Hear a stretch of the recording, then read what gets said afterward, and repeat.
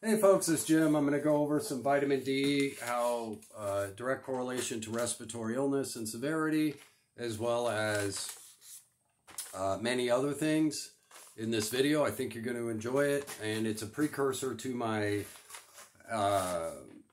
longevity series that I'll be doing coming up, and that's why I'm doing this video today. That's part of the reason.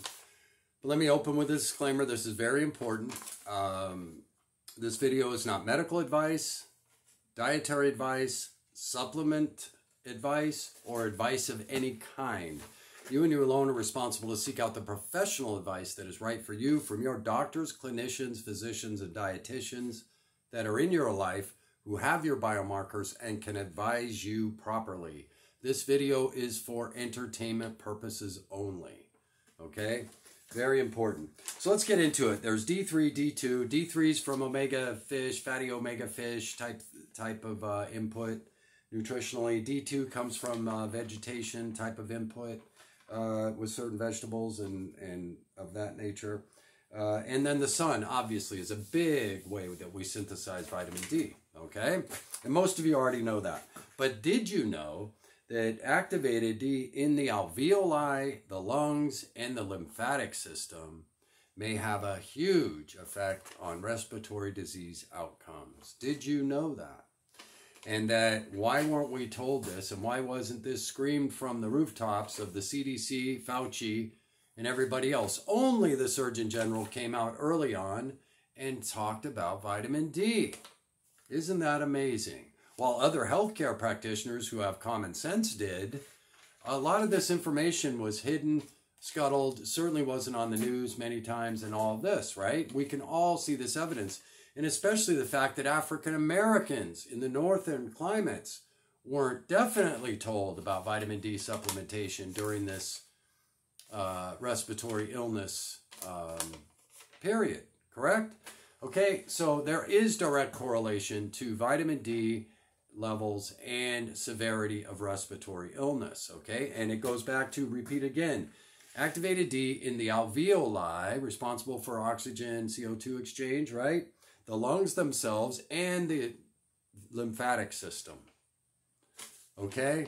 I'm repeating that so that you understand how possibly critical this could have been to really changing the outcomes of respiratory illness in many people. And it frustrates me that simple information like this isn't really talked about. Okay, while we push vaccines and other things, right? Why aren't simple preventative measures a priority in all people's health care? Why aren't these discussions had with everybody's doctor like I have with mine every year? This year, my D levels, still got a bruise left over. They went completely through my vein, drawing my blood this year. Some days lab techs have bad days, or phlebotomists, right? So, but my D level was 33. I don't want to go above 34, so I'm going to start tapering a little bit of my D supplementation. My D level was as low as 17 4 or 5 years ago. And that's because I live in Maine for this extended period of time. My D levels kept declining. Whereas I served in, was generally was home-based in Okinawa for a long time, raised in California, home-based in Okinawa for a long time, and Gitmo and places like that. So I was getting plenty of sun, and I'm Caucasian, so I'd synthesize a lot of D, okay? It wasn't until I moved to the Nordic climate over this last 10 to 15 years while I've been retired that my D levels slowly declined over time until it got to a really bad level of 17, almost half of nominal. Okay, so I had to start supplementing, and over time, now I've hit perfection. Last year was 32, this year was 33, and I'm going to start dropping my D supplementation out to every other day during certain seasons, and that should land me right where I want to be at 32 to 31 is where I want to be for me. That's for me. Work with your doctors, clinicians, dietitians, physicians that have your biomarkers and can best advise you, okay? When I do my video series, we'll talk about these things, okay? But it should be part of an annual blood draw and gone over between you and your doctor from optimum health and well-being and longevity. This should be part of an annual discussion with your doctor, okay? So that you can find the levels that are right for you. We're all different with regards to the epigenome, the expression of our genes, absorption, nutritional input, exposure to the sun, all of these things, color of our skin, right? Complexion, I should say, darker versus lighter, you know what I mean? All of these factors environmentally have something to do with D levels in our body, and that's why you need to work this out with your personal physicians, dietitians, and clinicians who have your biomarkers, know your lifestyle, and can best advise you, not some quack on the internet, okay? Please don't ever do that, especially with regards to these, and I will get into why. Do you know that too much D could affect melatonin, thereby affect sleep? Do you realize that?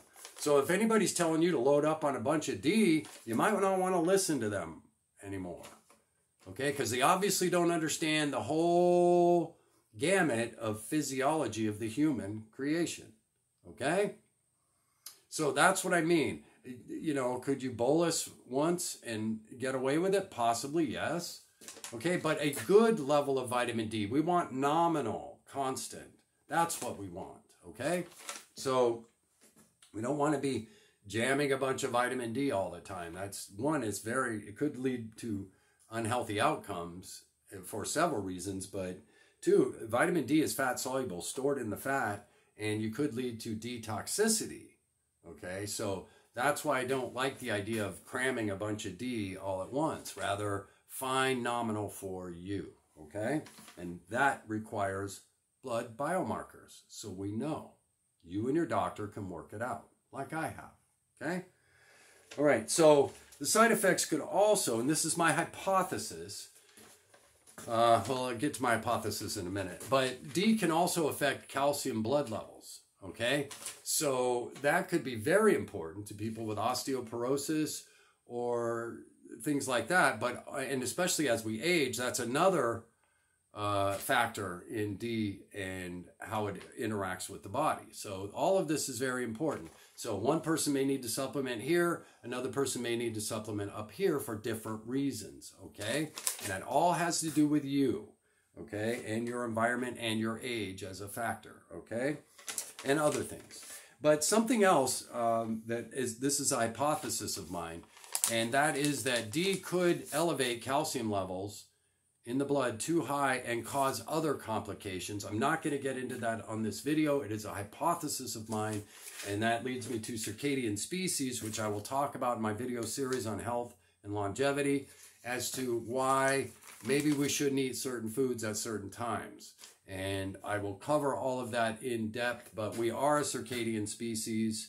No one understands that the same tree bark that keeps a deer alive in the winter could make the deer deathly ill or die in the summer. Do you understand how powerful circadian nutrition could be to us, not just the deer? Pretty interesting, huh? I will share more about this on my video series when I get into it, okay? So that's why cramming a bunch of D may not be a great idea, okay? But taking a nominal amount recommended by your physicians, dietitians, clinicians, might be better, okay? So, and I think some of the side effects could affect the liver, obviously, the gallbladder, obviously, and kidneys, obviously, okay? And I think my hypothesis is going to work on a correlation between several factors and kidney stones and other stones in the body. Think about that. Okay, but that's my hypothesis. However, I think I am correct and can prove it. Okay, so that's what I wanted to cover on this video. Did you know, one more time, activated D in the alveoli, lungs, and lymphatic system, lymph nodes, and that there's a direct correlation to D deficiency and severity of respiratory illness. Did you know that? And if we don't, why? And they fund studies about why pigs have sex when you could ask a farmer. They spend millions of dollars on that every year. versus finding this stuff out and giving us empirical evidence. This also frustrates me that none of this information has been put out there. The Spanish released a really nice study showing direct effects, 85% less hospitalization rate with nominal D people versus D deficient people. 85% difference in hospitalization. Okay? So why aren't these studies out there?